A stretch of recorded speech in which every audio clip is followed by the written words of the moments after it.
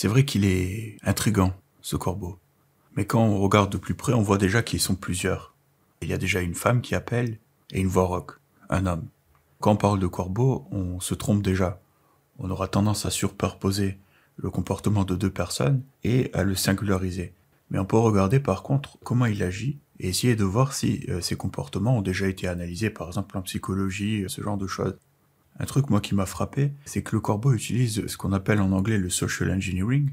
On aurait tendance à le traduire en français par ingénierie sociale, mais le terme n'est pas tout à fait adéquat, puisque dans ingénierie sociale, on voit pas très bien le côté négatif de la chose. Moi j'appellerais ça plutôt du piratage psychologique. On voit donc que le corbeau utilise ces méthodes pour avoir des informations. Pour ce qui est du piratage psychologique, c'est une méthode qui consiste à se faire passer pour quelqu'un d'autre auprès d'une personne, pour lui extirper des informations, voire plus, peut-être de l'argent, des choses comme ça. Un pirate psychologique peut par exemple se faire passer pour un supérieur hiérarchique, une administration, un proche de la famille, etc., etc. Ça lui permet d'établir un cadre de confiance, ce qu'on appelle le framing, donc d'établir un cadre de confiance avec son interlocuteur et avoir plus facilement accès aux informations désirées. Quand on regarde le modus operandi des corbeaux, on s'aperçoit qu'ils utilisent aussi ce genre de technique. Par exemple, il y a un appel du corbeau qui téléphone avec Jean-Marie Villemain et il lui dit qu'il connaît les horaires de travail de Christine. Il lui dit « J'ai appelé à son entreprise et je me suis fait passer pour un inspecteur du travail ». Et donc là, on est exactement dans le piratage psychologique, pas spécialement de Villemain, même si peut-être que là aussi il y a une manipulation. On ne sait jamais vraiment si le corbeau dit la vérité, s'il bluffe. Mais admettons qu'il a vraiment fait, en tout cas l'idée lui est passée par la tête. Il appelle à l'entreprise de Christine et se fait passer pour un inspecteur du travail. Il a sûrement au bout du fil une secrétaire ou quelque chose dans le genre. Et la personne, évidemment, ne veut pas se mettre à dos l'inspection du travail, aura donc tendance à collaborer avec l'inspecteur, à donner les informations qu'il désire. Et une fois qu'elle aura raccroché, à pas trop réfléchir sur ce qui vient de se passer. Et surtout, n'émettre aucun doute sur le fait qu'il s'agissait bien d'un inspecteur du travail et non d'un corbeau. Donc ça, c'est une méthode assez intéressante. Il y a d'autres exemples du piratage psychologique. Par exemple, quelqu'un qui va appeler une vieille dame et se faire passer pour un ami de son petit-fils, qui est actuellement à l'étranger, qui n'a pas accès à sa carte de crédit, et qui demande, par l'intermédiaire de cet ami, à sa grand-mère de lui envoyer une somme d'argent, qu'il lui remboursera dès qu'il arrive, et dès qu'il retourne en France. Bon, là aussi, la grand-mère va vouloir aider son petit-fils, risque d'envoyer de l'argent à un manipulateur, à un pirate psychologique.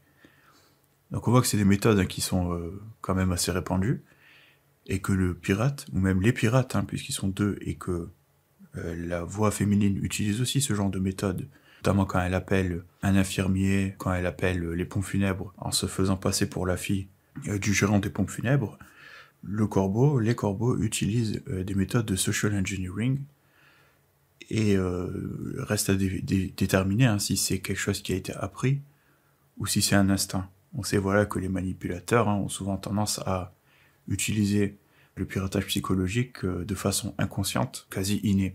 Mais c'est intéressant quand même de connaître ça, et d'en être conscient, pour mieux comprendre un peu le fonctionnement psychologique de ces individus. Ensuite, quand on regarde la méthode d'approche, on va dire, de ces corbeaux vis-à-vis de la famille Villemain et de tous les gens qu'ils ont harcelés, on peut comparer ça à un terme qu'on appelle, aux États-Unis depuis les années 80, on appelle ça le stalking. Alors stalking, c'est un terme qu'on a surtout utilisé pour des stars qui sont harcelées par des fans un peu trop fans, un peu trop amoureux, ce genre de choses. Mais avec le temps, le terme s'est étendu à d'autres domaines du harcèlement, et notamment ce que le corbeau a fait dans l'affaire Grégory. On peut vraiment dire que ça rentre dans le cadre du stalking. Alors quand j'utilise des anglicismes comme ça, c'est pas pour faire du verbiage, pas du tout. Il faut dire que dans ces pays-là, la littérature sur le sujet est assez grande. La similitude entre ces termes et le comportement du corbeau nous permet d'en apprendre un peu plus sur sa personnalité. D'après la définition, il y a 3 éléments qui permettent de définir le stalking. C'est une intrusion vis-à-vis d'autrui contre sa volonté. Voilà, c'est ce que le corbeau fait. Menace implicite ou explicite manifestée dans le comportement de l'agresseur. Là aussi, il y a des menaces. On demande aux gens aussi d'arrêter, de voir le chef, ce genre de choses. Et la troisième chose, c'est que la conséquence du harcèlement, c'est un sentiment de peur chez la victime.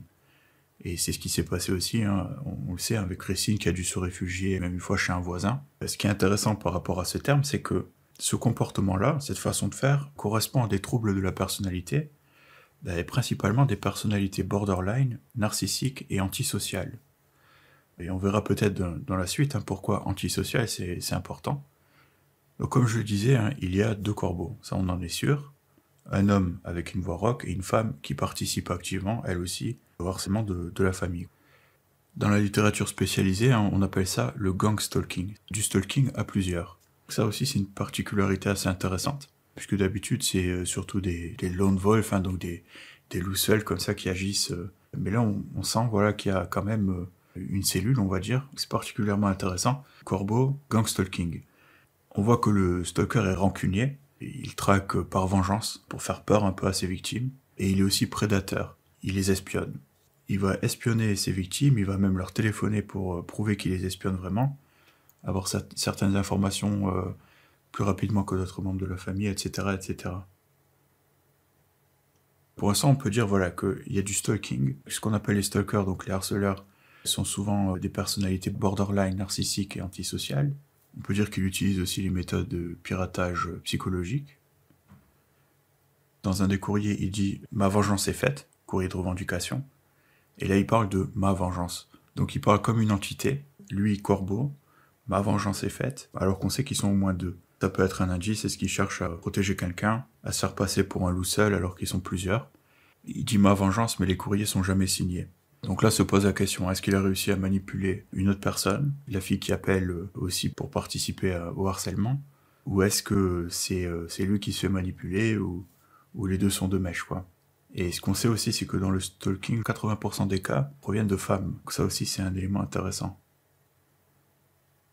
Quelque chose de particulier aussi, c'est les fautes d'orthographe que le corbeau fait, qui sont grossières sur certains mots, et d'autres mots qui sont beaucoup plus complexes, on va dire, sont écrits de façon conforme à l'orthographe. Par rapport à ça, on voit que le corbeau essaye de masquer quelque part ses origines, peut-être même ses origines sociales, et essaye de se faire passer pour plus bête qu'il ne l'est réellement. On remarque aussi que dans un premier temps, quand il appelle ses victimes, il ne parle pas, il y a des silences et quelquefois de la musique militaire, et c'est bien plus tard que le corbeau se mettra à parler à ses victimes. Comme on voit qu'il utilise le piratage psychologique, on peut imaginer que c'est avec ce genre de méthode qu'il a réussi à se procurer pas mal de numéros. Que ce soit par la recherche, bottin, sources diverses, mais aussi par des approches de type piratage psychologique, et sans spécialement être proche de la famille. Quelque chose que j'avais trouvé intéressant aussi dans les appels, il téléphone à Jean-Marie et lui dit qu'il a croisé les parents de Jean-Marie dans un café chez Lénart. Les parents lui auraient dit bonjour, et lui-même explique à Jean-Marie qu'il s'est dit à ce moment-là « quelle bande de gros cons ». Il y a deux éléments là, on voit une technique en fait qu'on trouve en informatique, mais des fois ça peut être intéressant de les transposer dans d'autres milieux. En informatique, en piratage informatique, il y a une technique qui s'appelle la technique du point d'eau. C'est-à-dire qu'au lieu d'aller chercher activement l'information, on va faire comme par exemple un alligator qui voudrait chasser, il va pas aller activement chasser, mais il va aller au point d'eau, là où il sait que de toute façon il y a une probabilité grande que ses proies le croisent et qu'il puisse, sans faire de grands efforts, les attraper, en restant caché. Il est chez Lénart, un endroit où il sait qu'il risque de croiser ce jour-là les parents de Jean-Marie, et ils lui disent même bonjour. Dans sa tête, lui par contre se dit « quelle bande de gros cons ». Donc là aussi on voit une personnalité antisociale. On le retrouve aussi dans des termes comme « je ne donne pas la main au chef », tout ça. Même si là aussi ça peut être une manipulation pour se faire passer pour Roger Jacquel. Mais je pense que c'est quand même intéressant, puisqu'on a déjà quelques indices par rapport au stalking, tout ça, qu'il s'agit souvent de personnalités antisociales.